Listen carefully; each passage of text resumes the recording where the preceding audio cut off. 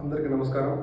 నా పేరు సప్పో భాస్కర్, జనసేన నాయకులు, ఎమ్మెల్యే నియోజకవర్గం.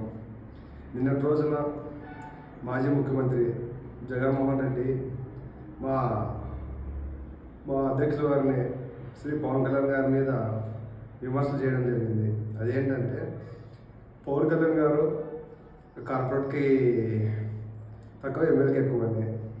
అయ్యా జగన్మోహన్ రెడ్డి, రాజకీయాల్లో ఒక ఉందతనంతో మాట్లాడు. అనవసరంగా ఇట్లా చిల్లర మాటలు మాట్లాడి నువ్వు చిల్లరపాలు కావద్దు.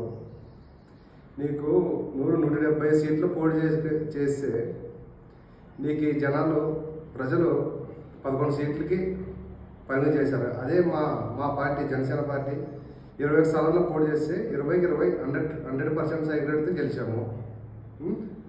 అలాంటిది నువ్వు ఇలా చౌకబారం మాటలు మానుకొని ఒక ఉందాగా రాజకీయాలు చేయి. ఇంకోటి, పవన్ కళ్యాణ్ గారు ఫస్ట్ టైం ఎమ్మెల్యే అయ్యారు అన్నారు. అవును, మీ నాన్నగారు అంతే కదా. 1972 మీ నాన్న ఫస్ట్ టైం ఎమ్మెల్యే, మీ నాన్న వైఎస్ రాజశేఖర రెడ్డి. తర్వాత 1989లో ఫస్ట్ టైం ఎంపీ.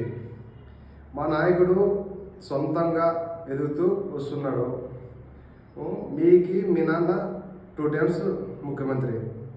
మీ నాన్న అడ్డపెట్టుకొని నువ్వు రాజకీయాల్లో రాణిస్తున్నావు. మీ నాన్న రాజశేఖర వ్యక్తి లేకపోతే నువ్వు ఎవరు జగన్.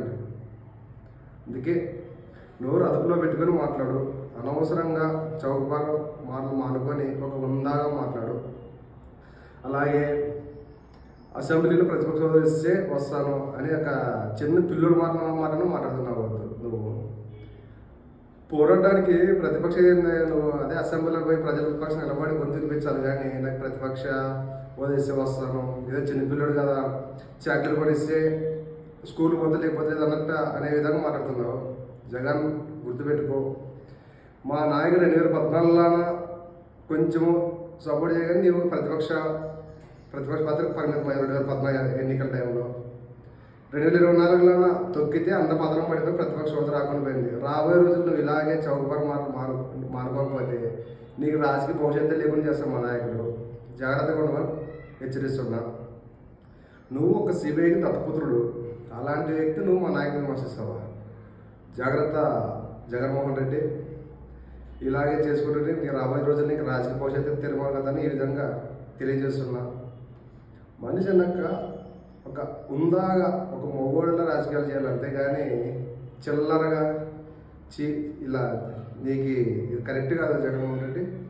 అందుకే ఈ విధంగా మా నాయకుడి జోలికి కానీ ఇంకోసారి చిల్లర మాటలు మాట్లాడితే